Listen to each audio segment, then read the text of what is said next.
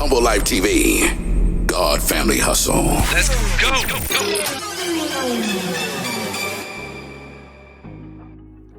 Cool.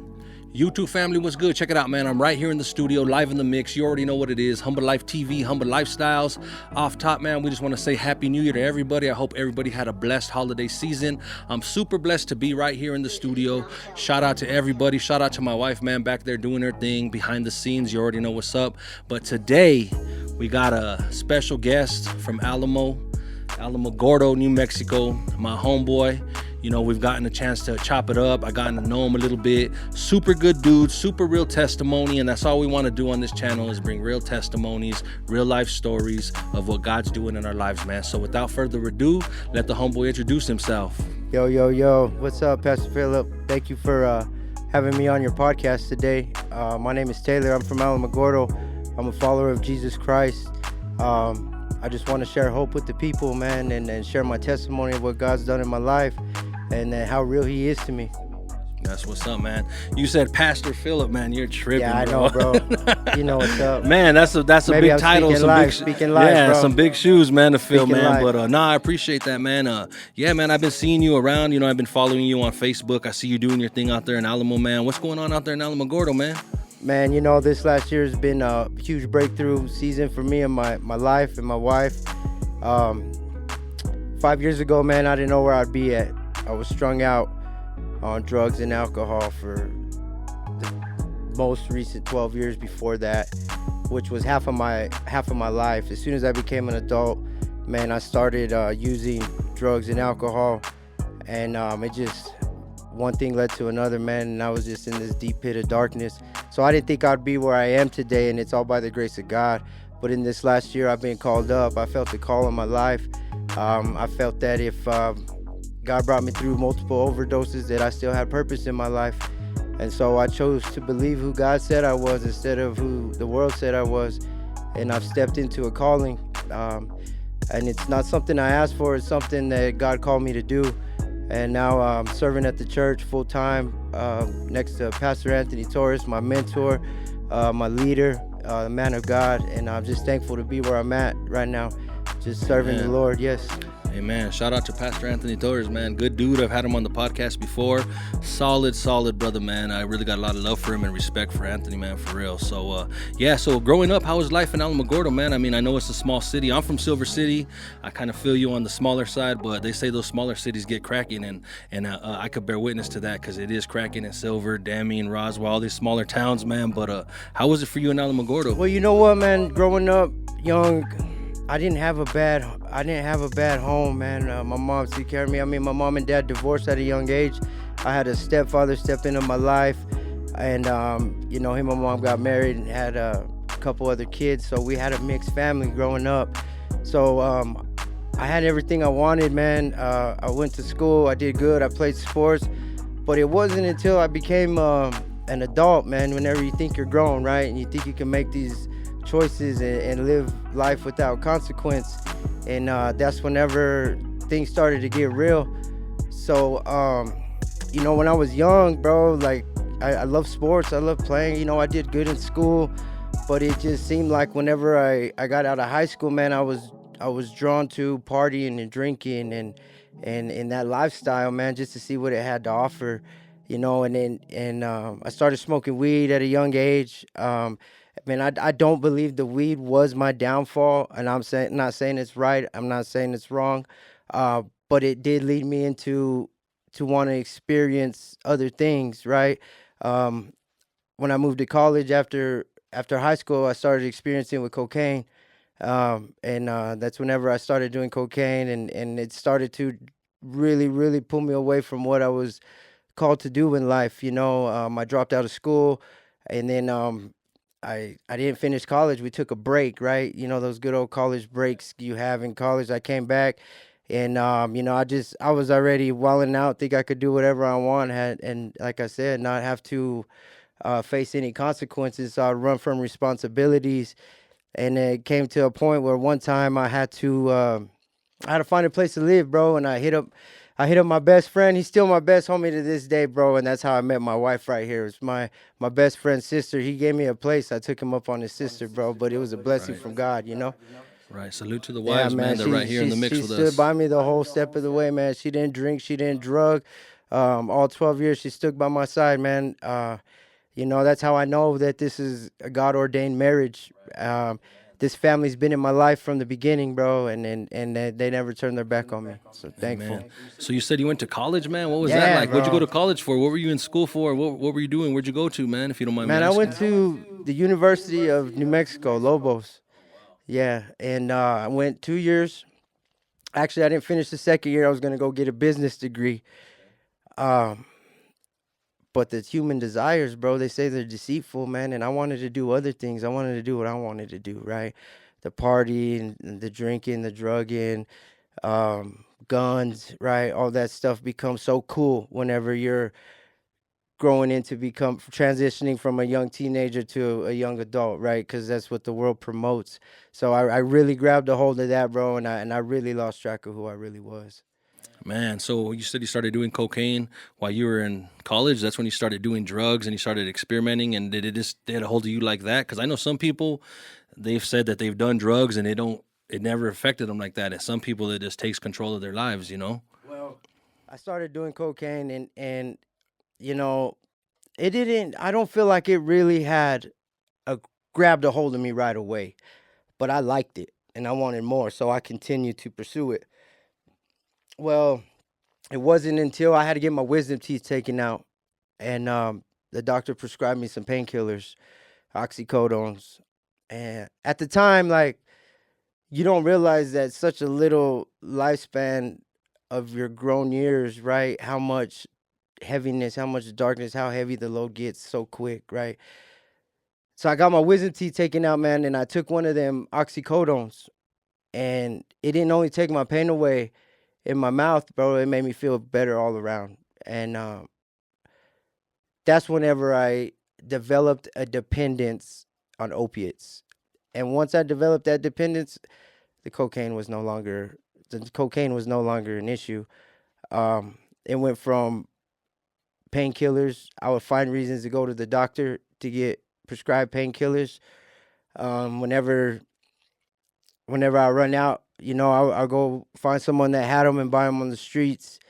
Um, and at this time, we were broken up and together multiple times in our relationship. But at this time, she was about to have my son Daniel, and I had this addiction problem, bro, with painkillers. So I dipped, man.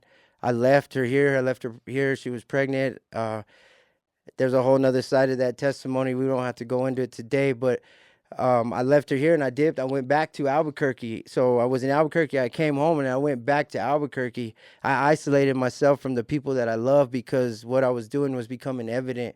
And I seen it and I didn't want people to know that that's what I was doing. So I went up there. I became a bartender, started living the nightlife. I was bartending and selling cocaine as a bartender all in one hustle, you know, but and then I was going out and I was buying painkillers, and it just next thing you know I was buying higher milligrams, higher dosage.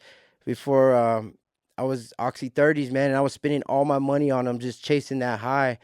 And then it was in that time in Albuquerque, I spent all my money on blues, man. And you know, this guy offered me a bag of heroin, said it's cheaper and it would last longer. So I said, okay, I got it. I started smoking it, fell in love with it, sold everything I had. And next thing you know, man, it was just me and a needle. Yeah. Yeah, I hear so many stories of people getting hooked just off of a hurt knee, a hurt ankle, man. They just do one pill. Next thing you know, they're strung out on it. Next thing you know, they want more. They don't know how to stop. You know what I mean? And it's a powerful drug, man. Especially like fentanyl, everything that's coming in nowadays. It's a lot different than when I was growing up, man. And that stuff wasn't around. You know what I mean? But so a little bit more about you doing your drugs. Like, where did it take you, man? Where did it end up leading you down the road? What happened with you and your wife? Like, as far as you guys meeting back up together, man. Like, is that what happened? You guys later on got back Well, together? she gave birth to our son, and I was here for that. And he was a young boy, and I decided that I didn't want to have this lifestyle for him. So that's whenever I had gone back to Albuquerque, right? So at this time, I'm completely shutting her off. Um, I was there for like 3 years, and I was already shooting up heroin. And she would call me every day. She would call me every day, wanting to talk to me, and she would say she missed me, and she just wanted me to be a part of my son's life. And not to mention, she already had 3 kids that I had committed myself to, and told them that I would love them and show them the right way. Their father was in prison, so I was dealing with being a failure. I was dealing with running from responsibilities. I was dealing with making promises and not fulfilling them.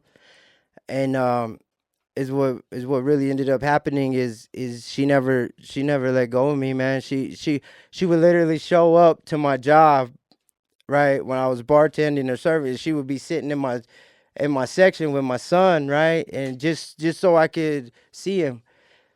And I believe that was God, right? I believe that was God. Now looking back, because it wasn't long after where I was at wit's end with myself, and I said, you know what, I'm gonna come home. So I did. I went back home. But you know what? It wasn't all right, bro. I wasn't good. I wanted to be good, but I wasn't all right, bro. Next thing you know, I was just doing the same thing I was doing over here. Now I came down here and I was bleeding all over everybody. Everybody's starting to see Taylor. Like, man, Taylor was supposed to go to school and play sports and graduate college and start a business, right? And now they're seeing Taylor on the streets, strung out on dope. My parents are known, and I say that humbly because they worked hard to build what they have. And I say that humbly, but and now I'm in my home city. I'm strung out. I'm shooting up, and my drug of choice is opiates. But it's whatever I could put in the needle. I'm putting it in my arm at this point, right? Um, she still took me back. She's like, you know what? Come home. So I did. But you know what? It started a bunch of other problems in the house, and I ended up leaving again. I ended up leaving again, bro. Still strung out, still wanting to live the life that I wanted to live, and before you know it, I caught some charges, and that was the best thing that ever happened to me, brother Phillip. You know that was the best thing. I tell you what, I was on the run. I was on the run, and when they finally caught up to me, and they chased me all throughout La Luz, took every deputy to get me, but once they did, my words were thank you. And the people looked back at me, the deputies looked back at me, and they was like, what? If you're thankful, why were you running all throughout this whole city? You know what I mean? But anyways, they didn't understand the darkness that I was in, the bondage that I was entangled in. So I caught charges. I went to jail.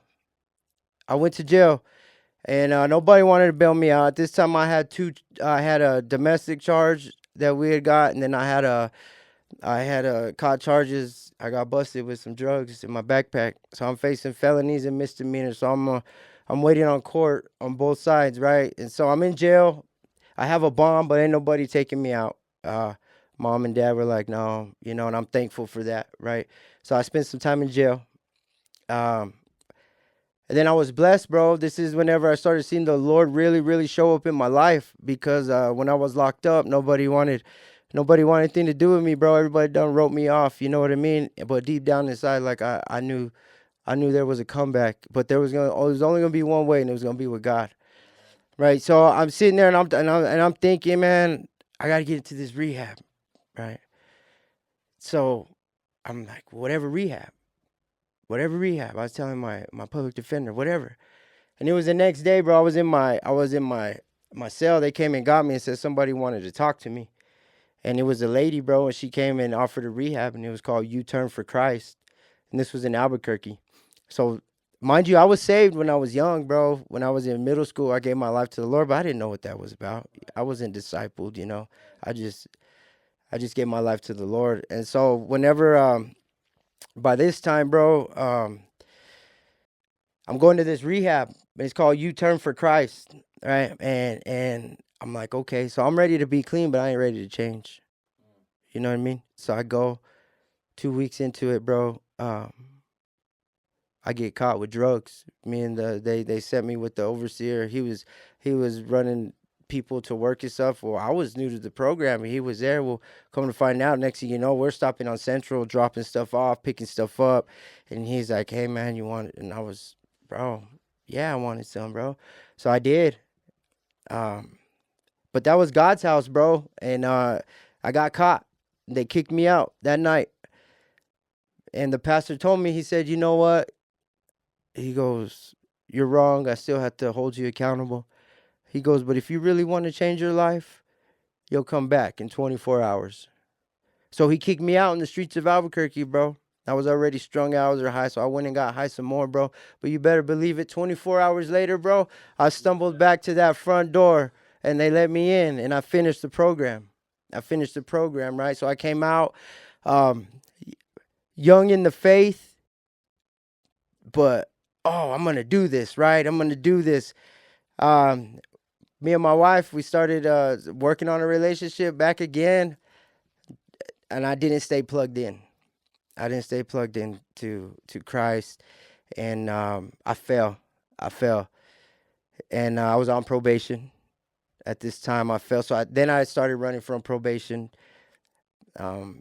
still shooting up heroin, still shooting up. But mind you, man, I still went to work. You know, I provided for my habit at times. And even when I wasn't working, I still made a way to find a way to be able to get my fix, right? So you're a functioning addict At this time, yeah. So I knew what I had to do to just get by, keep her from leaving, and still get high, if that makes sense. You know what I mean? I thought I had it figured out, right? But no one ever did. So anyways, I get put on probation, bro, and a heroin addict, bro, you can scare them with time, you can scare them with their family, you can scare them with their kids, but it ain't enough to get them off that needle, man. You know, it was going to take something more powerful than something like that, right? So I say that because I started probation. They put me on community corrections. I had to call every day. For the first 2 weeks, bro, I was doing good, right? Yeah, calling in my color to, I was like, today, do not test today. So, I run straight and go get another fix, bro. And then, finally it was like, today you have to test, right? I never went in, bro. I just stopped calling, right? Next thing you know, I'm running. Next thing you know, probation officers are at my door looking for me. They come, knock on the door, come and get me, taking me to jail. The funny thing is, bro, I wanted to be better. I wanted to be different. Like, I knew this wasn't the person that I was, right? So I told my wife, I said, take me to Walmart. I need to go buy some whites. I need to go buy all my stuff. I must put it right here. And tomorrow you're going to go turn myself in. And we did. I had my set up right there. Everything I needed to go in, right? She left to her mom's. Into where, jail or? Yeah, to jail, right? So, because. Would you have extra socks, extra boxers? Yeah, I had like 5 pairs of white socks, 5 pairs of white boxers, shirts. Yeah. A lot of people don't know about that. They don't know about that, but I had gone in already, and I knew what I needed to when I was in there, right? So we did. We went and bought it, and she went to her mom's, and I was there with my oldest son, Davi, him and his friend, and I was in my room getting my stuff ready. I was gonna get high one last time, how they say that. I said that for years, but all of a sudden I hear the door knock. And then my son comes back and he's like, Taylor, your PO's here. Before he could turn around, walk out of my room, the PO's already in there. And I was like, well, can I have one more day with my family? I showed him my white clothes, I was like, I'm going to go turn myself in tomorrow. And I showed him, and he was like, unfortunately, Mr. Silva, no, we're going to take you in. But he allowed me to take my whites with me, bro. So I did. I went in. And at this time, I'm thinking I'm going to prison. Right, because I was sentenced like 22 years, bro. They ended up giving me 5 years probation, and they suspended the rest of the time, right? So at this time, I'm like, I'm already running from probation. I'm going back to prison, or I'm not going back. I'm going to prison, right? I ain't been to prison. And so my PO wanted to help me, though. Yeah, he wanted to help me.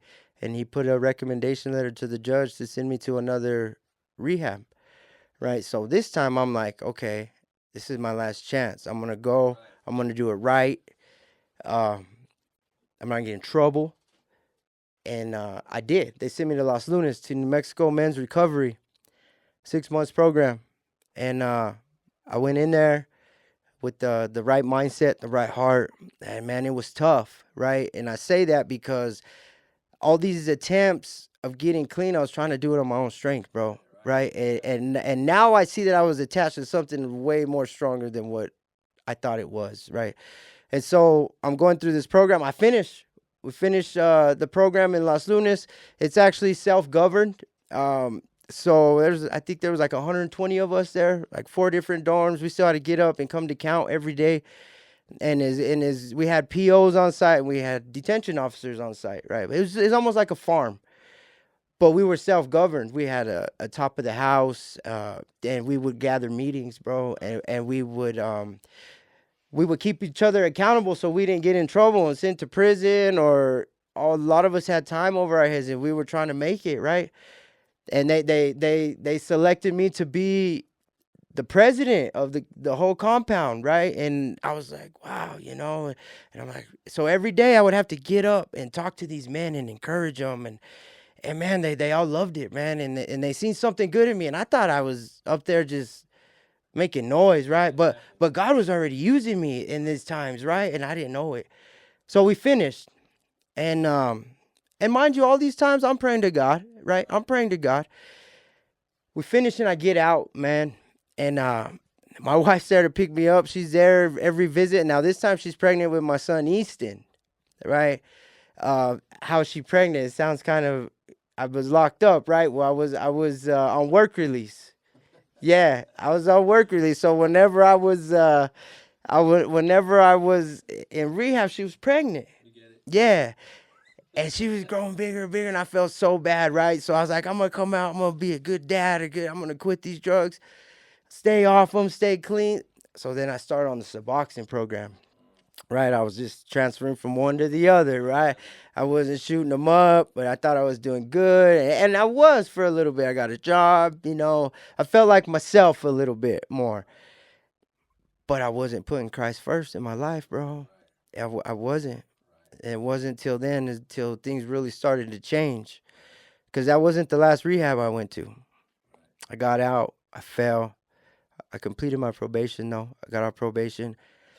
And then I got back on the drugs. I got back on, and then... I'm not for Suboxones, bro. Nah.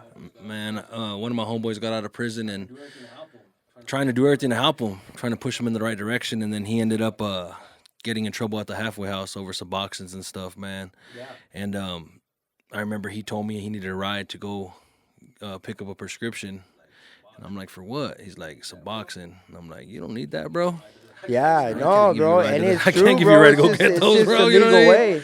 Even though he had a script and everything, I'm like, nah, because I already know it's American heroin, bro. You just want to get high. And that's all it is, man, but the thing was, bro, my heart and my mind wasn't in the right spot, bro. And it wasn't until 2021, bro. Because by this time, I'm still shooting up, and then I'm starting to smoke fentanyl, right? And shooting it up. And by this time, our relationship is shambles. I mean, we got hate language.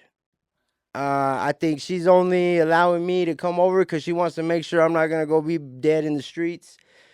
And I'm woe is me, victim mentality. Nobody cares about me. Nobody wants anything to do with me. You know what I mean? The whole world's after me. And I was living in another trailer. And I woke up twice from an overdose trying to take myself out, bro, of fentanyl, right? Just wake up, needle in my arm. I'm by myself. That's only God, bro. There's no other way. It's only God, right? And it wasn't until I had a moment of clarity, and I had left him in El Paso one day, and it was October 31st, 2021. And I left him at a baseball tournament with my son and her because I was sick and I needed some dope. So I left him in El Paso to come back home to score. And I did, and I went. I was going back to pick him up, bro, and she had already gotten a ride back with my nephew. But it was in that moment where I said, "This is enough. This is enough." Like, for this amount of years, I know there's something greater in me. It's time to allow that to come out. You know, and so I turned around and I went to the dope man's house again, one more time. And on the way over there, I told her, I said, you know what? Tomorrow, I told her, my mom, tomorrow I'm going to Clovis to Freedom Ranch. My cousin had already been, and I knew Jesus was there. And I knew Jesus was the only thing that was going to change my life. And I knew Jesus wasn't the only thing that was going to give me the desires of my heart, which was a family, which was my wife. And I knew it. And it wasn't until I was at the wit's end of myself. Like, I didn't want nothing to do with myself. And I told her I'm going to go to Clovis. My mom said, okay, if I take off work and you don't show up for me to take you, this is the last time. Because I had said that for many years, bro. Yeah, they're tired of hearing it, right? It just becomes words and noise. Well, I went back to the dope man's house to get one last score, bro. And I knock on the door, bro. And he calls me in. I go in. I was like, hey, man, I need to pick up. And he told me no. And this blows my mind. He looked at me. He says, I can't sell to you no more. He says, you're golden. What? What do you mean? Who does that? I got money, bro. I need some, He's like, no. Something stopped him from selling me those pills that day, and I believe it was the Holy Spirit, bro. So I left, and I went home, went to bed, got up. My mom showed up. My mom, my wife, my son took me to Clovis, Freedom Ranch by Lighthouse Missions, Pastor Max and Miss Delta. They were the pastors out there, and I went over there scared, bro, scared of withdrawals. That is one thing that prolonged me from getting better, bro, was scared of getting sick and dying, right? So I'm scared the whole way going up there, and I'm thinking to myself, like, God, just let me get through this next week, God. Let me get through this next day, right? Because I know I'm about to go to sleep. I'm about to wake up. I'm about to be sicker than a dog, and I'm about to cause hell for this whole household and everybody in there just because I know me. And so I go, man, and we get there, and they drop me off. Pastor Max said, today is the first day of the rest of your life. I'll never forget that. And I believe that because that's where I was headed. You know what I mean? And so I believe that, bro. So anyways, they get in the car and they leave. They're probably relieved, like, that I'm going to get well. And for 6 months, they didn't have to worry about me waking up dead in the ditch or whatever it was I was doing, And so I go to bed that night, and then Max tells me, he goes, you get 3 days. You could just sleep. And I was like, oh, I'm going to need that, I said, you guys got anything for withdrawals? He goes, yeah, I got a bag full of Jolly Ranchers. And I'm thinking, that ain't going to do it. He's like, you'll be all right. So I go to bed that night, and I'm scared, and I'm praying to God. I want my life to change, God. Like, I'm here. Here I am. Like, I turned away from what I was doing, and I'm here. I don't want nothing to do with the old me no more. I don't want nothing to do. I want everything that you have for me, God. I went to sleep, bro, thinking I was going to wake up the next day sicker than a dog. God delivered me from all my withdrawals, bro. I didn't have a single withdrawal from the opiates. Only God could do that. And a little further in, man, during that time, man, I lost my vision. My eye went crossed. And I was praying to God, bro. God, just allow me to see straight again. Fix my eyes. Miss Delta just got eye surgery done in Texas. And I was like, Miss Delta, can you give me an eye appointment? I can't see. I want my eyes to be better. She's, oh, yeah, we'll set you one up. I go to bed, bro, and I see and read in the Bible that God restores the sight to the blind. I believe that. I went and I prayed and I said, God, can you please restore my sight? I woke up the next day, bro, my eyes were straight and my vision was clear. God's revealing himself to me in his power. And I finished that program too. And then it was in that season, bro, of my prayers were restoration and revelation in this season. God, I want to know where I was wrong, and I want to know what you want me to do to make it right. Those are scary prayers, bro. Yeah, no, that's real. God started showing me all kinds of things in my life that I had to forgive, bro. Yep. Do you want this? All those And here we are. skeletons, man. Man, praise God, bro. Yeah, that's a mission, man. You've been up and down, man. That drug life ain't no joke. I see so many people. I've even talked to my wife about it. Sometimes we're like, how come they just can't stop? Like, what's the deal? It's dope, you know what I mean? But addiction, it's a whole different animal, man. Like, addiction is something that's a battle every single day, you know what I mean? And I'm super glad that you're here on this side, man. Tell us a little bit about what you got going on right now as far as what you're doing in your church and stuff, bro. I know you're plugged in over there in Alamo.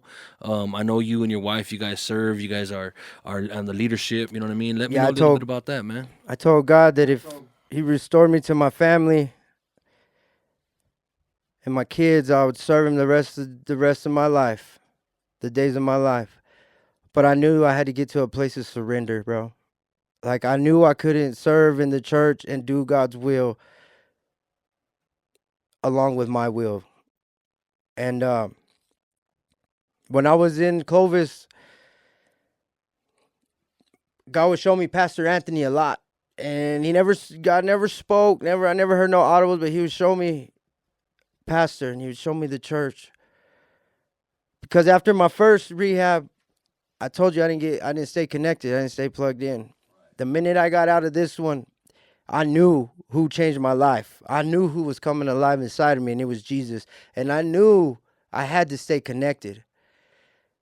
So now my goal for myself was just being obedient, one thing at a time with what God has for me. So I started showing up faithfully Sunday, Wednesdays, started scrubbing toilets, bro, throwing trash.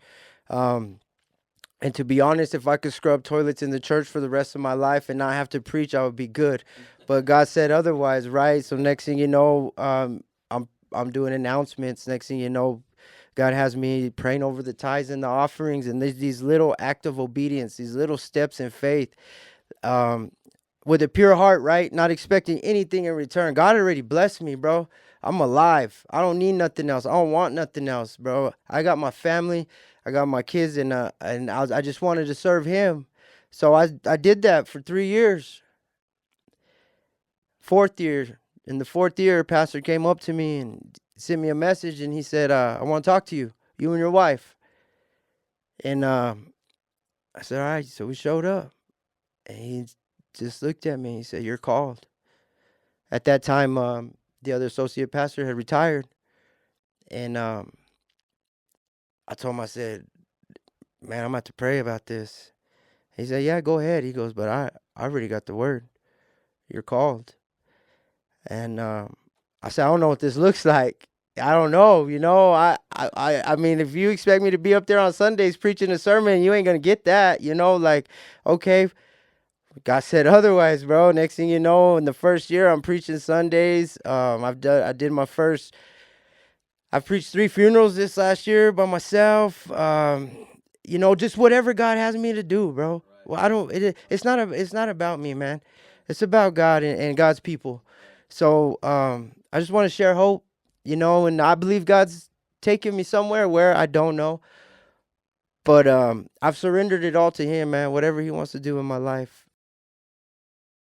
Man, thank God for all them people that got put in your path, too, along the way, man, for real, because without them opportunities, without them people, you know what I mean, even the dope man, you know what I'm saying, he must have felt something in his spirit, you know what I'm saying, that God at that moment stopped him from doing what he was supposed to do, but to give you a message, you know what I mean, and open up your mind a little bit, get you ready, get you prepared, and from our wives to everybody that just stays around, constantly showing us love, constantly showing us forgiveness, constantly pouring into us.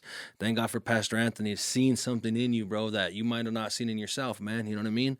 But God put it on his heart to speak that into you. You know what I'm saying? Forever And thank thankful God for all for those people, the bro. people Like, God put in my life. I mean, even the ones that, weren't the best influences, because now they get to see God working in my life, and hopefully that'll change something in them.